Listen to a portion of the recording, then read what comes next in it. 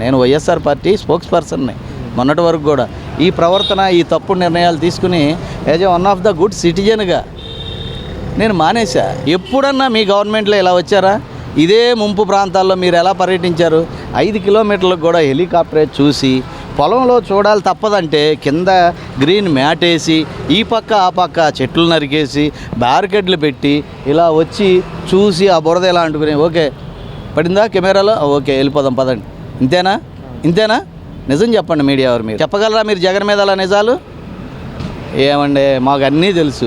ఇప్పుడు తేలితే పట్టుకుని చేపల కూర వండుకుందాం, కమ్మగా వెళ్ళి పులిసేసుకు తిందాం అనుకుంటాం తప్పనడిసి ఎవడండి మాలాగా ఉన్న వాస్తవాలు చెప్పగలిగేది? సార్ మళ్ళీ బుడమేరు కట్ట తెగిపోవడానికి కూడా కేవలం టీడీపీనే కారణం అంటే నిర్లక్ష్యం వల్లే, ఈ పార్టీ నిర్లక్ష్యం వల్లే ఇది జరిగింది అని చెప్పి జగన్ కానివ్వండి వైసీపీలో పలు మంత్రులు కానివ్వండి మాట్లాడుతున్నారు కదా సార్, మళ్ళీ దాని గురించి మీరేమంటారు సార్?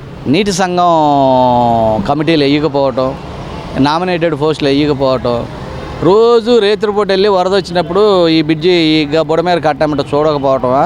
సృష్టికి ప్రతి సృష్టి చేయగలడా? ఈయన ఏమన్నా విశ్వామిత్రుడా? ఎవరు? గౌరవనీయులైన చంద్రబాబు గారు విశ్వామిత్రుడు కాదుగా. జరిగేది జరగబోయేది కూడా ముందే చెప్పడానికి పోనీ వీరబ్రహ్మేంద్ర స్వామి, షిరిడి స్వామి, సాయిబాబా ఎలా చెప్తాడండి ఈయన? ఆలోచించండి. ప్రకృతి వైఫల్యం అది, ప్రకృతి విలయతాండవం అది. ఎప్పుడు బుడమేరు మునగటం మా 50-60 ఏళ్ళ వయసులో మేము చూడలా. అనుకోకుండా వచ్చింది.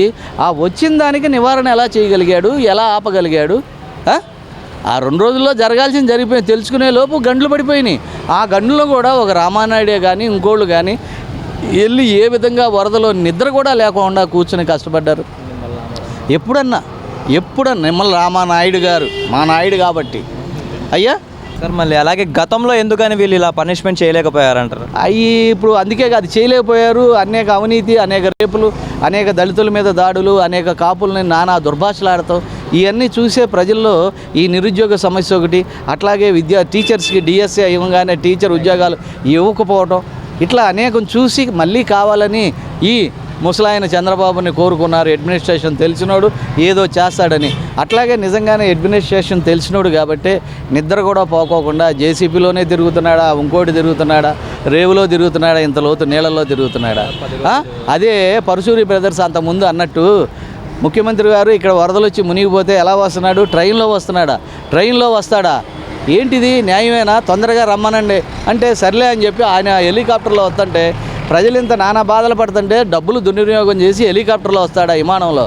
బుద్ధుందా ఆయనకి అని డబుల్ మీనింగ్ డైలాగులు వాడుకుంటూ ముందు మీరు సంపాదించిన ఈ పేద ప్రజల మీద, ఈ రాష్ట్ర ప్రజల మీద అన్యాయంగా సంపాదించిన సంపాదనలో 1% తీసుకొచ్చి ఇటు కృష్ణా నది పొంగిన ఆ ముంపు ప్రాంతాలకు కానీ అటు బుడమేరు ప్రాంతాలకు కానీ మీరు పంచగలిగితే వాళ్ళు మళ్ళీ కూడా స్థితిమంతులు అయిపోతారు.